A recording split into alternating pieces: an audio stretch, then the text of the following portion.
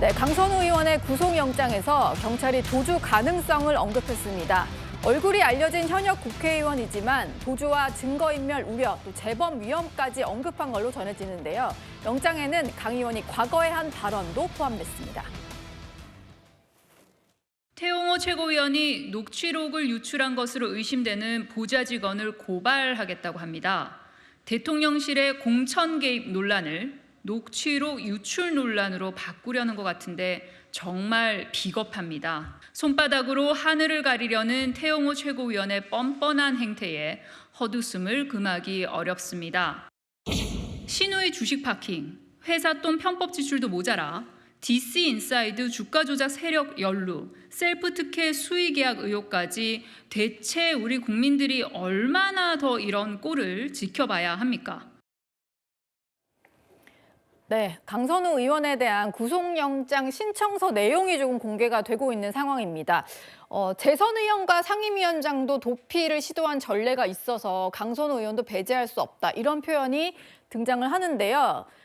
송영훈 대변인님, 저 전례는 누구를 말하는 건지 제가 잘 모르겠는데 어쨌든 현역 의원이지만 도주 우려가 없을 수는 없다. 이렇게 판단한 것 같아요. 실제로 재선 의원 출신이었는데 석 달간 도망 다닌 사례가 있죠. 민생당에서 국회의원을 했던 황주홍 전 의원의 사례입니다. 아, 과거에? 예. 그렇습니다. 전남 장흥, 보성, 장흥, 보성, 강진의 국회의원이었는데 예. 21대 총선 과정에서 지역 주민들에게 금품을 살포한 혐의를 받아서 총선 끝나자마자 수사를 받았습니다. 네. 임기가 끝나고 경찰에 소환 통보를 받았는데 약 석 달여간 도주를 했다가 2020년 9월 7일에 검거가 됐어요. 그리고서 최종적으로는 징역 2년이 확정이 됐는데 이 황주홍 전 의원은 미국 박사 출신, 그리고 정치학 교수 출신, 재선 의원 출신입니다. 강선 의원도 미국 위스콘신 박사 출신이죠. 교수 출신이고 지금 현재 재선 의원입니다. 그렇기 네. 때문에 얼굴과 이름이 알려진 국회의원 출신이라고 해서 도주를 하지 말라는 법은 없습니다. 다만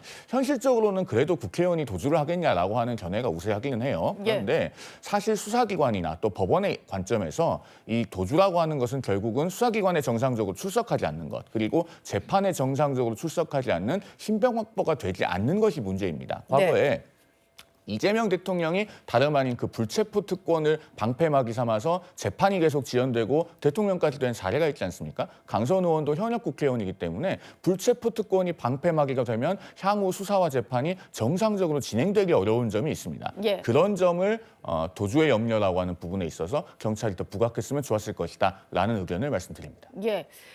그리고 증거인멸의 우려도 좀 표현이 되어 있다라고 하는데요.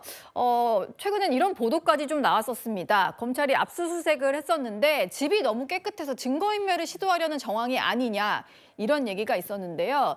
지나치다고 할 정도로 청소 및 정리정돈이 잘 되어 있어서 이걸 증거인멸의 우려로 판단을 한 겁니다. 장현주 부대변인님.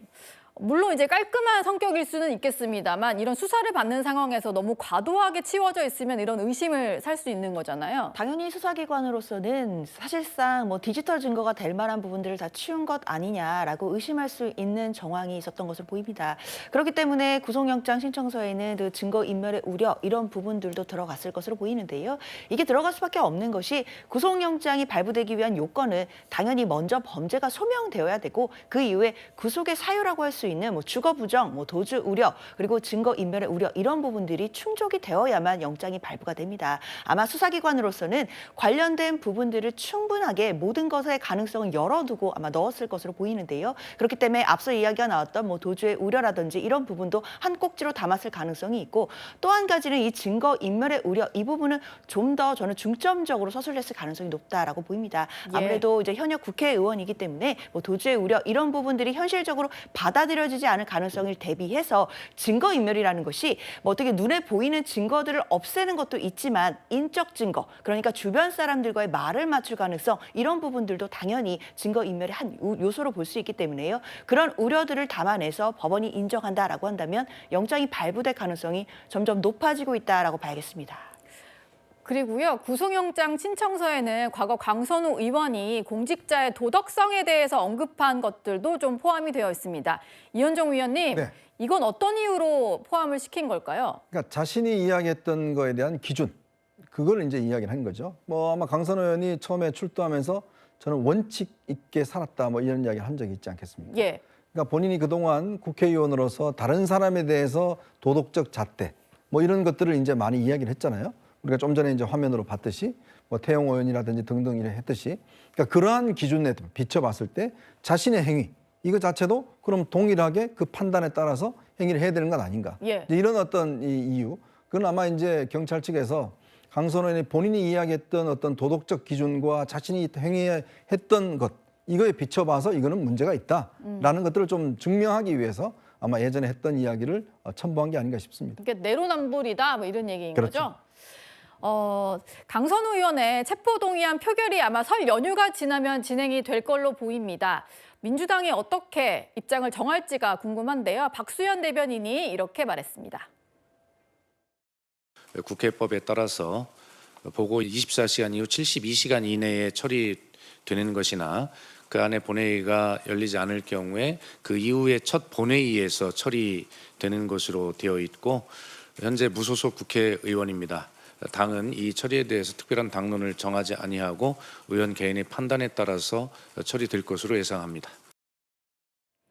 민주당 소속이 아니기 때문에 뭐 당 차원의 논의를 할 필요가 없기는 합니다만 박지원 최고위원님, 지금 민주당 내부 분위기가 좀 어떤지 궁금한데요. 일단 민주당에서는 제명에 준하는 비위 사실이 존재하는 것으로 확인을 했었습니다. 그래서 그 출당 처분과 비슷한 조치를 취했기 때문에 사실은 일정한 비위 혐의가 있다라는 점에 대해서는 민주당 의원들도 다 인식을 하고 있고요. 예. 박수현 수석님이 말씀하신 것처럼 이제 그것에 대해서 정말 체포까지 해야 될 사안인지에 대해서는 개별 의원들의 의중에 따라서 판단을 할 것 같고 특별히 당론을 정할 것 같지는 않습니다. 근데 한 말씀 드리고 싶은 건 사실 구속영장 신청서의 자세한 내용이 이렇게 언론의 수사기관으로부터 유출이 돼서 언론에 막 이렇게 따옴표 표시까지 해가면서 인용이 되는 이런 수사 관행은 저는 조금 다시 한번 검토해 볼 필요는 있다고 생각해요. 예. 그러니까 구속영장 신청서라는 거는 정말 경찰이 비공개 수사 단계에서 법원으로부터 영장을 발부받기 위해서 일방적으로 입장을 정리한 내용이라서 최대한 범행의 죄질을 안 좋게 비난 가능성을 높게 정리를 해놓는데 이것을 사실 우리가 뭐 무죄 추정의 원칙을 굳이 얘기하지 않더라도 수사 단계에서는 피의 사실 공표를 하면 안 되는 것이 원칙이고 예. 그렇지 않고 이렇게 자꾸 언론의 영장 신청서에 자세한 내용이 나가버리면 나중에 법원 단계에서 뭐 반대 신문이나 증거 조사를 하기도 전에 이미 여론에 의해서 재판을 다 받아버리고 마녀사냥으로 낙인이 찍혀버려서 재판의 공정성도 침해하고 본인의 피의자의 방어권도 지금 침해를 받거든요. 그래서 사실 이런 부분은 이 구속영장 신청서 기재가 자세하게 이렇게 언론에 보도되고 왈가왈부되는 것 자체가 저는 좀 안타깝다라는 입장이고 예. 이제 예를 들면 사실 과거에 권성동 의원님도 마찬가지입니다. 이렇게 구속영장 신청서가 이렇게 나와가지고 그 자세한 내용이 드러나는 것도 저는 사실 문제가 있었다라는 입장인데 여야 할 것 없이 다 문제다. 예, 그럼에도 불구하고 이제 권성동 의원님 같은 경우는 이제 1심에서 2년 실형을 선고받았고 공교롭게도 받은 금액도 1억 원으로 유사한데 국민의힘에서는 어떤 출당 처리나 제명 조치나 탈당이나 이런 것들이 전혀 되지 않고 있지 않습니까? 그래서 그 부분도 사실은 그런 비위 사실이 있는 의원에 대해서 양 당이 어떻게 처리하는지에 대한 비교도 국민들께서 하실 것이라고 봅니다. 예. 현역 의원이다 보니까요. 본회의에서 체포동의안을 표결하기 전에 또 이제 수사기관에서 관련된 혐의를 설명하는 것을 거칩니다. 저희가 강선우 의원의 입장도 물론 이제 충분히 반영해 드리고 있기 때문에 시청자 여러분들이 판단하실 부분이 아닐까 이런 생각이 들고요.